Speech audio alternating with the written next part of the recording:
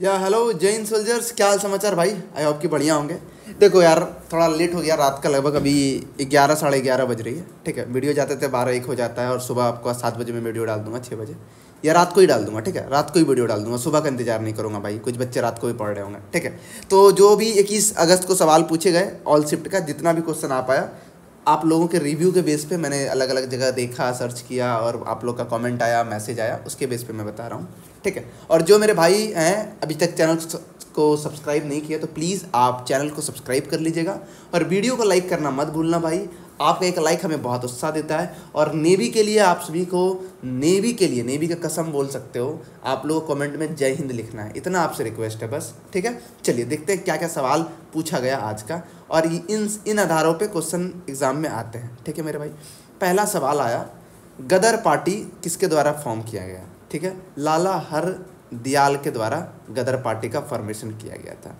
लाला हरदयाल के द्वारा आप सभी का फॉर्म किया गया था। पेन ले लो रेड कलर का। ठीक है, क्लियर है, ऑप्शन नंबर डी राइट है। कब किया गया था? 1913 में आपका किया गया था। कब किया गया था? 1913 में किया गया था। और जो इनके प्रेसिडेंट थे, ठीक है, फाउंडिंग प्रेसिडेंट थे, वो सोहन सिंह बाकर थे आप सभी का। ठीक है, समझ में आ गया। चलिए दूसरा सवाल, ये वो सवाल है जो एग्जाम पूछ रही है। आप लोग कहते हैं ना भैया आप जो पढ़ा रहे हो उससे आएगा क्या?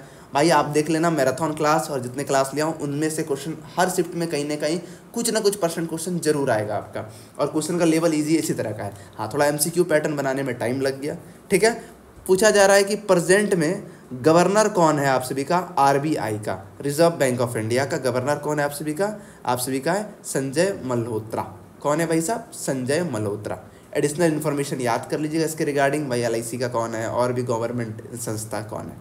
ठीक है, इसके बाद current deputy chief minister Andhra Pradesh का कौन है? ये अभी पूछा गया था रिसेंटली, वो था अब पवन कल्याण जो था, वो आप सभी का करंट जो आप सभी का है डिप्टी चीफ मिनिस्टर है आप सभी का आंध्र प्रदेश का।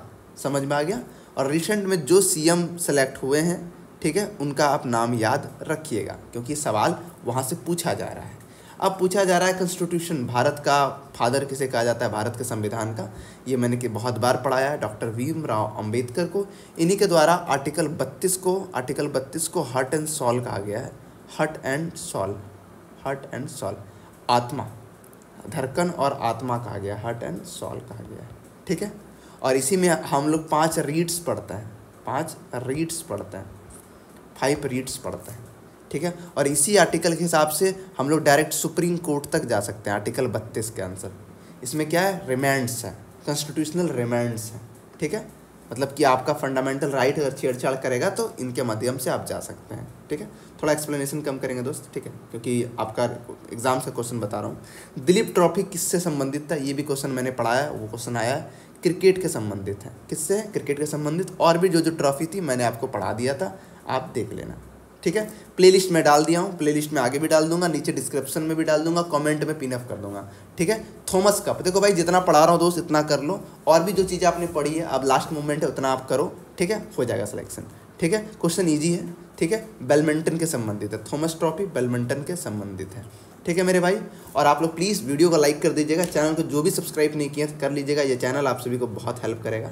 ठीक है, 2024 में भारत रत्न पुरस्कार पाने वाले कौन व्यक्ति थे? 4 व्यक्ति थे। अब ऑप्शन एग्जाम में भैया जो आ गया होगा, कर्पूरी ठाकुर, LK आडवाणी, लाल कृष्ण आडवाणी, PK नरसिम्हा रॉय। इसके बाद आप सभी का 3 हो गया ना जी, 1 2 3 4 5 आदमी मिला था, चौधरी चरण सिंह और MS स्वामीनाथन। कर्पूरी ठाकुर आप सभी के बिहार के CM थे, कर्पूरी ठाकुर आई थिंक, हाँ, और चौधरी चरण सिंह UP के गवर्नर थे आई थिंक, और लाल कृष्ण आडवाणी BJP के बहुत बड़े लीडर बोला जाए, और नरसिम्हा राव, PV नरसिम्हा राव जो थे वो आप सभी का 1990-91 में वो प्रधानमंत्री थे, ड्यूरिंग LPG के टाइम में, जब मनमोहन सिंह फाइनेंस मिनिस्टर थे उस समय ये प्रधानमंत्री था। इसके बाद कौन बचा भाई साहब? MS स्वामीनाथन, ये फादर हैं ग्रीन रेवोल्यूशन का, हरित क्रांति का। ठीक है मेरे भाई, चलिए नेक्स्ट सवाल है, करेंसी पूछा जा रहा है कि जर्मनी का। मैंने कहा था कि करेंसी कैपिटल, इससे आपके एग्जाम में सवाल आते हैं और सवाल आएंगे ही, और हर शिफ्ट में सवाल आया है। ठीक है, जो भी पता चला यूरो है, जर्मनी का यूरो है। ठीक है, एक बार आप लोग देख लीजिएगा। इसके बाद जापान की करेंसी क्या है यान है। जापान की करेंसी क्या है, यान है। इसका PDF मैं टेलीग्राम पे डाल दूंगा, ठीक है, लिंक नीचे डिस्क्रिप्शन बॉक्स में, सभी बच्चे डाउनलोड कर लीजिएगा। और कुछ बच्चे का कहना था कि सर ऑपरेशन सिंदूर से क्वेश्चन आया, देखो क्या आ सकता है, अब ये चीज़ें बच्चे ने नहीं बताया, फिर भी मैंने जो एक्सपेक्ट करके जो आंसर लिखा है वो आप देख लो कि जो सर्जिकल मिलिट्री स्ट्राइक किया गया था भारत के द्वारा, जो भी क्या बोले उसको, हाँ, आतंकवादी का जो कैंप था वगैरह वगैरह, पाकिस्तान का POK वाला रिस्पॉन्स वाले में, पोलाग्राम एरिया वाला जो एरिया था वहाँ की बातें कर रहा है, ठीक है। चलिए, और भी इसके रिगार्डिंग जो सवाल यही था, करंट के रिगार्डिंग था, ठीक है। काली नदी जो था ये किनकी सहायक नदी है, ट्रिब्यूटरीज किसकी है, वो आपका गंगा का ट्रिब्यूटरीज है, ठीक है मेरे भाई। नेक्स्ट सवाल है कि आर्टिकल 17 किसके संबंधित कहा जाता है। जैसे हमारा फंडामेंटल राइट से आता है, मैंने पहले भी कहा था फंडामेंटल राइट पढ़ लेना, बहुत इंपॉर्टेंट है। आर्टिकल 12 से 35 डील करता है, इसके अंदर हम लोग 6 फंडामेंटल राइट्स पढ़ते हैं, ठीक है। तो पहला फंडामेंटल राइट 14 से 18 पढ़ते हैं, तो वही 18 के अंदर में आ जाता है, ठीक है। पहला क्या है, राइट टू फ्रीडम है, तो फ्रीडम के अंदर में ही आ जाता है आप सभी का फ्रीडम।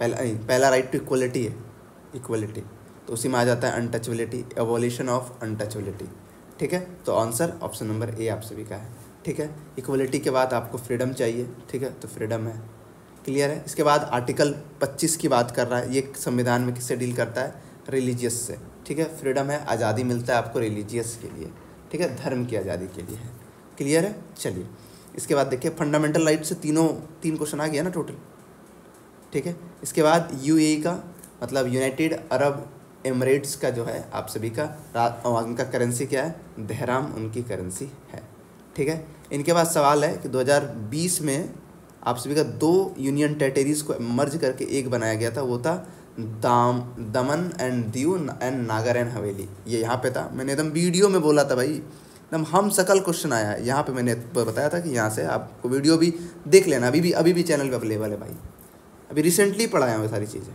गुप्ता डायनेस्टी, यार रिसेंटली ये क्वेश्चन पढ़ाया, श्रीगुप्त आंसर है, ठीक है। मैंने बोला था कि चंद्रगुप्त भी हो सकता है अगर क्वेश्चन में उस ढंग से दिया है तो, ठीक है। चलो, इसके बाद UCC को लेकर क्वेश्चन है कि UCC को भैया सेकेंड स्टेट कौन था भारत में इम्प्लीमेंट करने वाला, ठीक है।